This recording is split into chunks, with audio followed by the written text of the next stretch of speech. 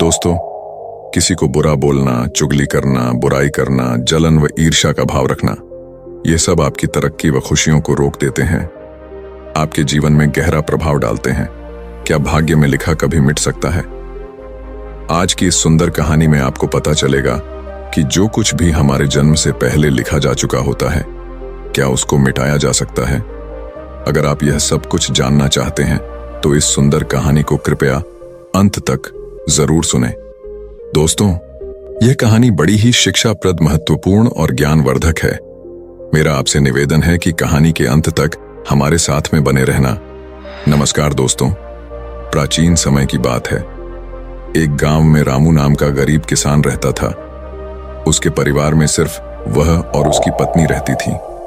किसान के घर में बहुत समय के बाद एक लड़के का जन्म हुआ। किसान और उसकी पत्नी बहुत खुश थे। सभी आसपास के लोग किसान को बधाई देने के लिए आ रहे थे। एक दिन सुबह का वक्त था। तभी किसान के घर के बाहर से एक साधु ने भिक्षा के लिए आवाज लगाई।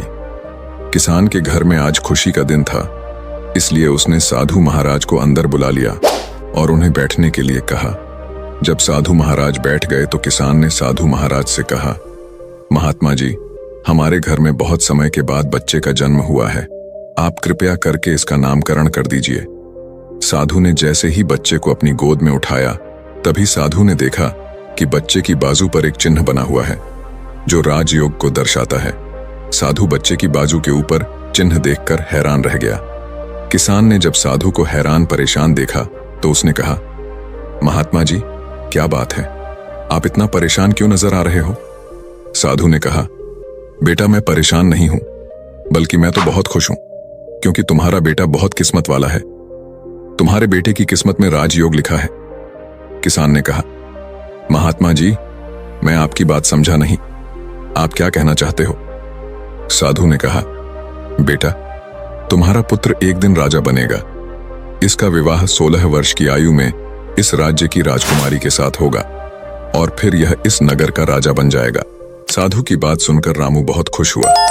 जब गांव के लोगों को पता चला कि रामू का बेटा एक दिन इस नगर का राजा बनेगा, तो सभी लोग उसको देखने के लिए आने लगे।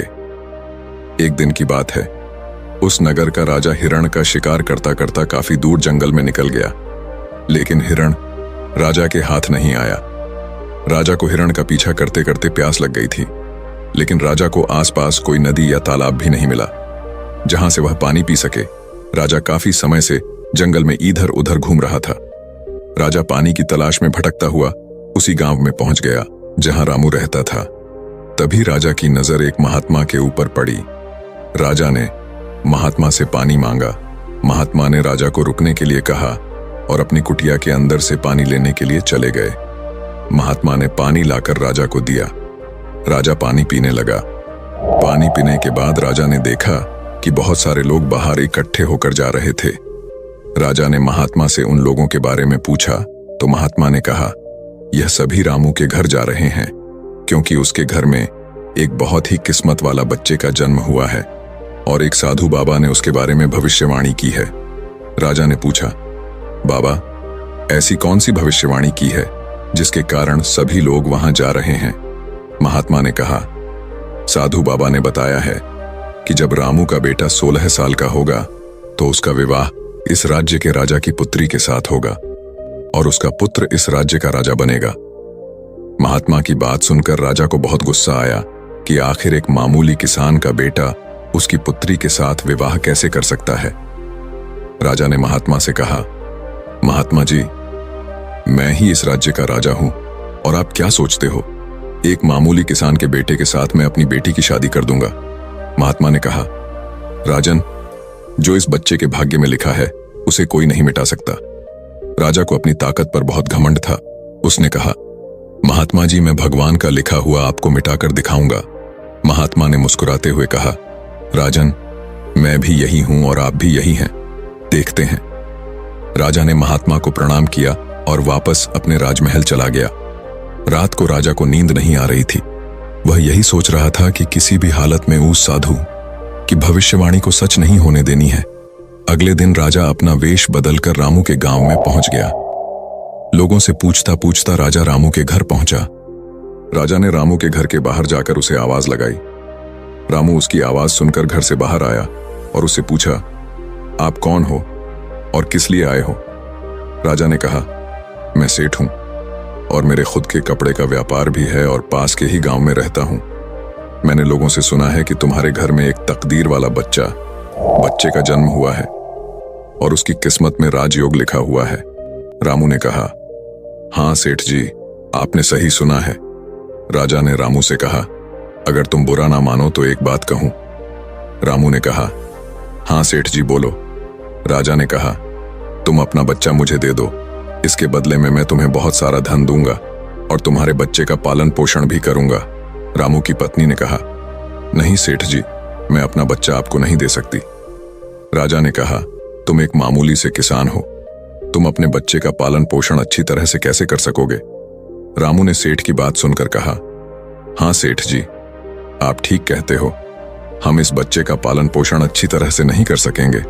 रामू की बात सुनकर उसकी पत्नी ने कहा, ठीक है सेठ जी, मैं आपको अपना बच्चा देने के लिए तैयार हूं, लेकिन जब यह 16 साल का हो जाएगा तब आप मुझे इसे वापस कर दोगे। राजा ने कहा, हाँ ठीक है, जब तुम्हारा बच्चा 16 वर्ष का हो जाएगा तो मैं इसे तुम्हें वापस कर दूंगा। यह कहकर राजा ने बच्चे को ले लिया और वहां से चला गया। राजा अपने साथ बच्चे को लेकर एक नदी पर पहुंचा। राजा ने सोचा था कि वह बच्चे को नदी में छोड़ देगा और उसकी मृत्यु हो जाएगी, लेकिन बच्चे का मासूम चेहरा देखकर उसको नदी में छोड़ने की हिम्मत नहीं हुई। बहुत सोचने के बाद राजा ने लकड़ी का एक संदूक लिया और बच्चे को संदूक में बंद करके पानी में बहा दिया। राजा ने सोचा संदूक गहरी नदी में जाकर अपने आप ही डूब जाएगा और यह बच्चा मर जाएगा।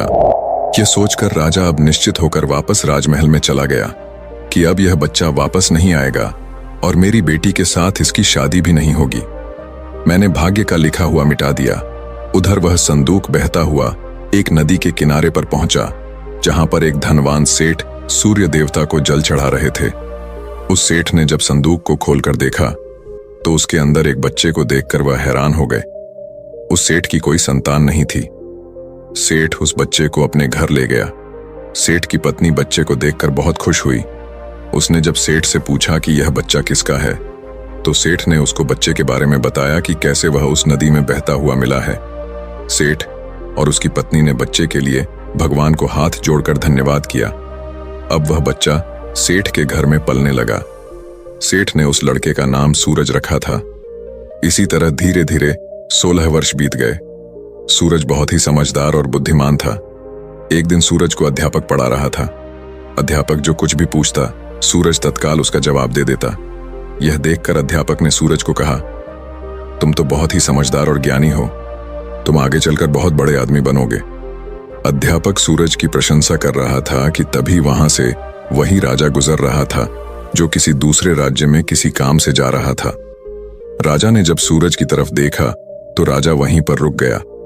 राजा ने सूरज से पूछा, बेटा तुम कौन हो और कहां रहते हो और तुम्हारे पिताजी का नाम क्या है? सूरज ने कहा, महाराज मैं सेठ हीरालाल का पुत्र हूं। यह पूछकर राजा वहां से चला गया। अपना कार्य करने के पश्चात राजा जब वापस आया तो वह सेठ हीरालाल के घर गया और उसने हीरालाल से कहा, तुम्हारा बेटा बहुत ही समझदार और बुद्धिमान है। सेठ हीरालाल ने राजा की बात सुनकर कहा, महाराज मैं उसका असली पिता नहीं हूं, मैंने तो उसे सिर्फ पाला है, लेकिन वह मेरे लिए बेटे से भी बढ़कर है। राजा ने सेठ हीरालाल से पूछा, क्या यह लड़का आपका पुत्र नहीं है? तो फिर यह लड़का आपको कहां से मिला? फिर सेठ हीरालाल ने राजा को सारी कहानी सुनाई कि कैसे वह उसे बहते हुए पानी में एक संदूक से मिला था। जब राजा ने सेठ हीरालाल की बात सुनी तो वह चौंक गया। राजा समझ गया था कि यह बच्चा वही है जिसे मैंने 16 साल पहले नदी में बहा दिया था। राजा और सेठ हीरालाल अभी बातें कर ही रहे थे कि वहां पर सूरज आ गया। राजा ने सूरज को देखा तो उसने सेठ हीरालाल से कहा, सेठ जी मुझे आगे किसी काम से जाना है, अगर आप अपने बेटे के हाथों मेरी एक चिट्ठी महारानी तक पहुंचा दो तो मैं उसको सोने की 50 मोहरें दूंगा। सूरज ने यह सुनकर राजा से कहा, हाँ महाराज क्यों नहीं, मैं आपकी चिट्ठी जरूर पहुंचा दूंगा। राजा ने चिट्ठी में चुपचाप एक संदेश लिखा और चिट्ठी के ऊपर मोहर लगा दी। और चिट्ठी सूरज को पकड़ा दी और कहा कि बेटा यह लो, यह रानी तक पहुंचा देना। सूरज चिट्ठी लेकर चला गया। सूरज चलते चलते एक घने जंगल से गुजर रहा था कि वह रास्ता भटक गया। उसे रास्ता ढूंढते ढूंढते रात हो गई। सूरज रात गुजारने के लिए कोई जगह ढूंढने लगा। तभी उसकी नजर एक झोपड़ी के ऊपर पड़ी। सूरज ने सोचा, मैं रात यहीं पर बिता लेता हूं। यह सोचकर सूरज घोड़े से नीचे उतरा और झोपड़ी के अंदर चला गया। जब सूरज अंदर गया तो उसने देखा कि एक बूढ़ी औरत खाना बना रही थी। बूढ़ी औरत ने सूरज को देखा तो उससे पूछा कि बेटा तुम कौन हो और बिना इजाजत अंदर क्यों आए हो। सूरज ने अपने बारे में बताया कि वह रास्ता भटक गया है, इसलिए रात गुजारने के लिए यहाँ पर आया है। सूरज की बात सुनकर बूढ़ी औरत को उसके ऊपर दया आ गई, लेकिन फिर बूढ़ी औरत ने सूरज से कहा, बेटा तुम्हारा यहाँ पर रुकना ठीक नहीं है, क्योंकि यह डाकुओं का अड्डा है। अभी कुछ ही देर में डाकू आने वाले हैं। यदि उन्होंने तुम्हें यहाँ देख लिया तो तुम्हारे लिए परेशानी खड़ी हो जाएगी। सूरज ने कहा, लेकिन माताजी इतनी भयानक रात में मैं कहीं और जा भी नहीं सकता। अगर मैं बाहर गया तो जंगली जानवर मुझे खा जाएंगे। इससे अच्छा है मैं यहाँ कोने में जाकर लेट जाता हूँ। यह कहकर सूरज कोने में जाकर लेट गया। कुछ समय के बाद डाकू अपने घर वापस आए। डाकुओं ने जब घोड़े को बाहर देखा तो सूरज बूढ़ी माता से उसके बारे में पूछा। बूढ़ी माता ने उनको बताया कि इसका का नाम सूरज है। यह बहुत ही नेक दिल बच्चा है और यह राजा के काम से राजमहल जा रहा है। जब डाकुओं ने यह सुना तो उन्हें कुछ संदेह हुआ। वह राजा की हरकतों के बारे में जानते थे, इसलिए उन्होंने सूरज की जेब से चिट्ठी निकाली और उसे पढ़ने लगे। जैसे ही डाकुओं ने वह चिट्ठी पढ़ी तो वह सब समझ गए। बूढ़ी माता ने उनसे पूछा, चिट्ठी में क्या लिखा है। उनमें से एक डाकू ने बताया कि चिट्ठी में लिखा है कि जैसे ही यह लड़का तुम्हारे पास पहुंचे, इसको उसी समय मरवा कर कहीं दूर दफना देना। यह काम मेरे पहुंचने से पहले हो जाना चाहिए। बूढ़ी माता ने जब यह बात सुनी तो बोली, यह राजा कितना दुष्ट है, जिसके हाथों चिट्ठी भिजवा रहा है, उसी को मरवाने का आदेश भी दे रहा है। यह सोचकर बूढ़ी माता ने सोचा कि मुझे इस मासूम को बचाना चाहिए। उसने डाकुओं से कहा। तब डाकुओं ने दूसरी चिट्ठी लिखकर उस चिट्ठी से बदल दी और वापस सूरज की जेब में रख दी। इसके बाद डाकू वहां से चले गए। सुबह होते ही सूरज उठा और बूढ़ी माता को धन्यवाद देकर वहां से चला गया। सूरज कुछ समय के बाद ही राजमहल पहुंच गया और उसने चिट्ठी महारानी को दे दी। महारानी ने चिट्ठी पढ़ी तो चिट्ठी में लिखा था कि यह लड़का बहुत ही बुद्धिमान और ज्ञानी है। यह राजकुमारी से विवाह करने लायक है, इसलिए मेरे आने से पहले ही तुम इसका विवाह राजकुमारी से कर दो।